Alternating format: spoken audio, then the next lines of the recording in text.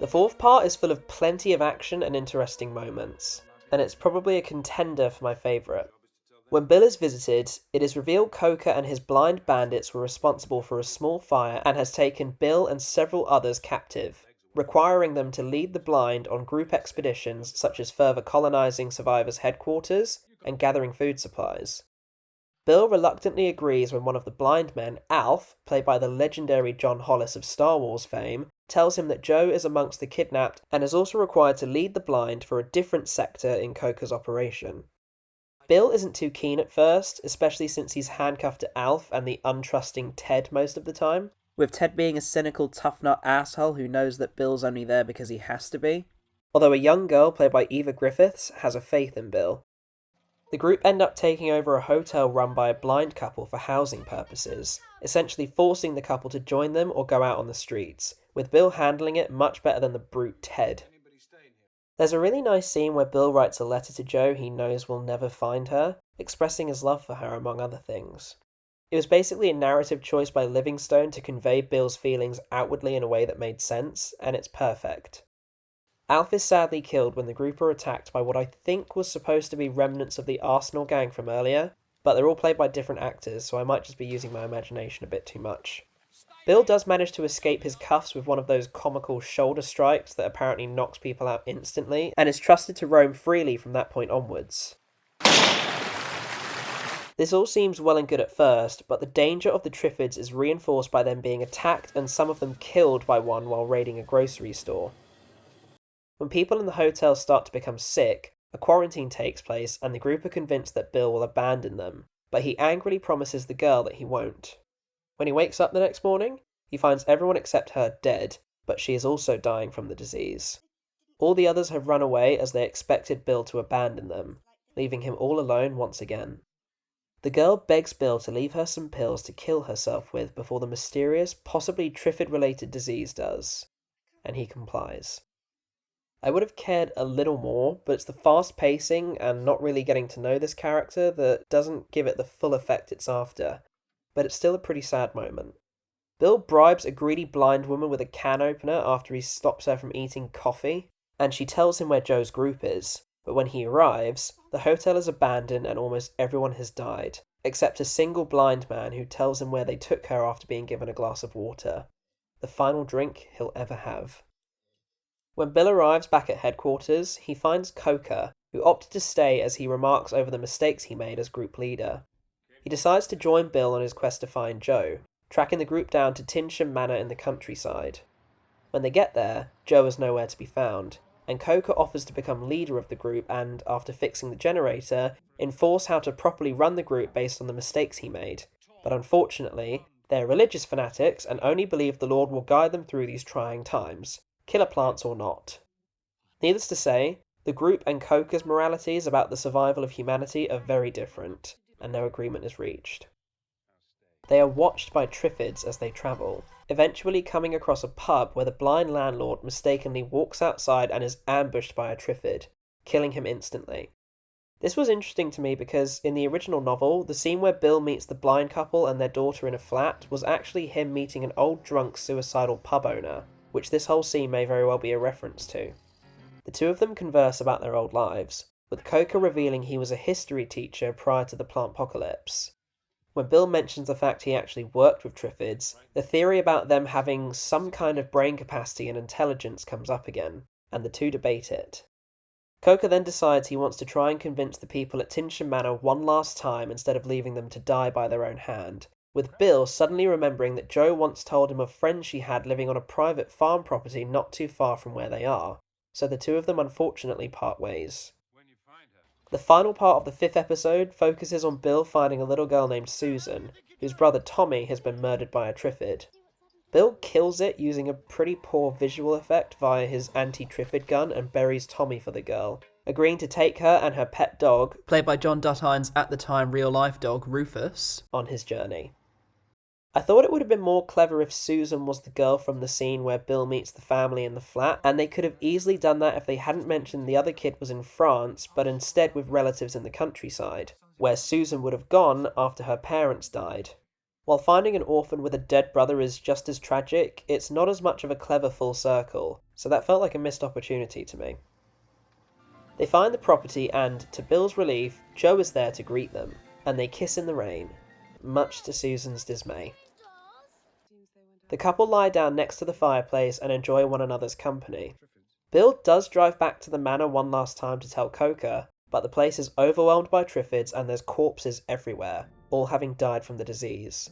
Coca is nowhere to be found. When Bill returns, he tells Joe, Mary and Dennis, and the four of them, with Susan and Rufus, decide to try and make things work on their own. Bill, in a way, got everything he wanted. He got the girl, and he got the farm. Except now he's got a dog, a kid, and 2 blind people. So there's that on top of it. But he's loved, so... bosh. In the 6th and final part, which takes place, 6 years later, Bill and Joe, now parents to David and adopted parents to Susan, and Mary and Dennis, now parents to a little girl named Alice, are all living together on the farm protected by an electric fence. The Triffid population has grown to worryingly high numbers, and Bill goes to the mossy green city of London every now and then to get supplies. It's a truly haunting scene, not too dissimilar to 28 Days Later, which was actually partly inspired by this serial, believe it or not. The city is becoming vacant of supplies and dangerous, however, as buildings have begun to crumble and other looters are striking while Bill isn't there. There's an incident where the electric fence fails and the Triffids, getting smarter and smarter, attack the house and almost kill the children. In a scene vaguely reminiscent of John Carpenter's The Thing, the creatures are burned by Bill and Susan. Bill and Joe take a trip to a beach, trying to think about their next move, convinced that their family will become a long line of Triffid hunting survivors, as well as reflecting on what the comets did to people by burning out their optic nerves. When they return, Coca, now running his own community of surviving Triffid hunters on the Isle of Man and having learned to fly a helicopter by book, offers them a place with his people, although he mentions a violent community shot at him in Brighton, which will be important later. And by later, I mean in the next sentence. Just as they make the decision to join Coca, the aforementioned community from Brighton arrive. Despite coming from such a, at least nowadays, hip and cool area with an extensive party scene and LGBTQ community, the men who arrive at the farm are imperialistic military assholes who essentially force the family to join them, even suggesting that Susan will be separated from them and made to work in the same fashion as a fully grown woman despite still being a teenager. And Bill himself will be given a high position as he watches over people sent to live with them on their comparatively tiny farm. Feigning dedication to the group in a pretty great sequence, Bill and the family get them drunk and sabotage their vehicles with honey in the gas tanks before taking off early in the morning, destroying the generator and leaving the men to be killed by Triffids slowly swarming in. They drive onto the docks that will take them to the Isle at the allocated time Coca gave them, unsure of what the future will hold. And the serial ends.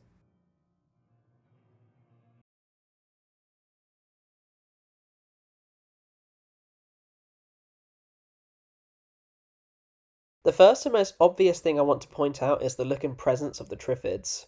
It works extremely well in this serial. The way they sound, move, and stand tall over everything around them is truly creepy, and they're very intimidating to say the least. I thought the violence in the serial, at least for 1981, was effective and added to the tension. The only special effect shot that looks kinda bad, as I mentioned before, is a video effect where Bill fires the Triffid destroyer gun at one of the creatures, but it's so brief you hardly even notice since the gun is featured heavily in publicity but rarely in the serial itself. The way their stingers work also looks really cool, almost like some kind of big-headed snake with a really thin body trying to lick you with its toxic venom. The performances are, for the most part, pretty good. The only ones I really had a problem with were some of the child actors who didn't take up too much screen time, and Duteen's performance as Bill. He ranged from being really good to being kind of meh, at times as coming across as bored in a setting where one would otherwise be completely pissing themselves or struggling to keep their cool. The moments he does shine, he really does.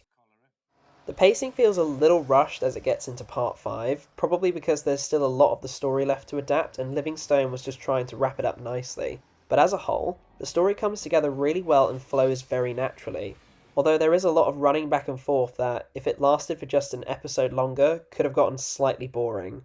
It didn't though, so no complaints from me. The underlying feeling that anything can go wrong and you don't know who you can trust because of how they behave in an apocalyptic setting is a very prevalent one in this serial, and Hannum excels in creating an unnerving and bleak atmosphere like no other. But the serial also has a weirdly awesome feel to it when it gets into the action, and it always kept my eyes wide open and staring at the screen in my little dark bedroom as it went along. The tragic and morbid elements of the story are also very effective, even if the runtime doesn't allow Livingstone to flesh them out completely. Hannum's direction is brilliant, with a visual style, tension, atmosphere, and other extra elements laid onto the scripts to make a visual experience quite like few others.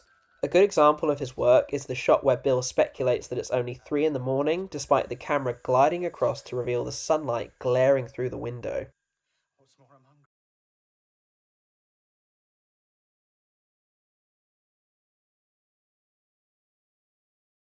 I have seen the 1963 feature film, and while it is technically dazzling considering its age and the colours are very nice, it's nowhere near as faithful and definitely has a 50s adventure romp vibe to it, despite the decade already being 4 years over.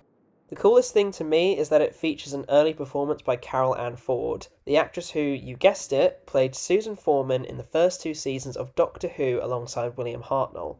Connections just do not end. Although she has a very small role, her death results in a pretty great scene where the Triffids invade the manor. While it's not a perfect film, it's aged pretty well and I do love it.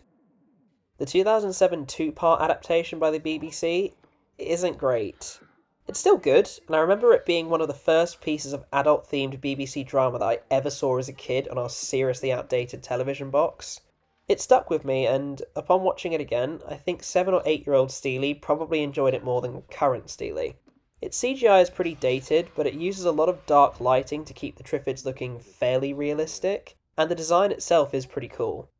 It follows a similar story to the 1981 serial, but obviously it cuts a lot out and changes many details, such as one of the soldiers actually being a good guy who joins Bill and Joe and even helps them escape. I always really liked that part of it, even as a kid. Hey, coincidentally, that soldier also appears in Doctor Who as a soldier. Jesus Christ. It's got a whole 2009 vibe to it, which I'm personally not a big fan of, but I do recognise its artistic merit, and again, it's pretty good, it just doesn't really hold a candle to this version. There's numerous radio versions that date all the way back to 1957, all of which survive in their entirety of pretty good quality considering their age, and there's even a Big Finish audio version of the novel sequel, The Night of the Triffids. But it's a shame that it was never adapted for television in a serialised format in the same way as the 1981 serial. I think a 20 years later televised version with the same cast at least playing Bill, Joe and the teenage Susan would have been pretty great. I love plant horror and I love Day of the Triffids. It's a subgenre that needs more recognition, and this is one of the definitive stories. Speaking of stories, and I hate to do this, really I do, but for those of you who don't know or choose to forget, I do write my own horror stories for this channel. I'm really trying to make it as an author, and I put a lot of effort into these ones while in between putting even more effort into videos like this that I know people love to see. I'm trying to sort of balance it in the best way I can. And I do enjoy making them, this is great. I now have a wiki for the stories that I write that you can check out, and a complete playlist for all the released serials thus far and in the future. Please like the video, it helps, and drop a sub if you fancy it. Thank you so much for watching, and have a great day.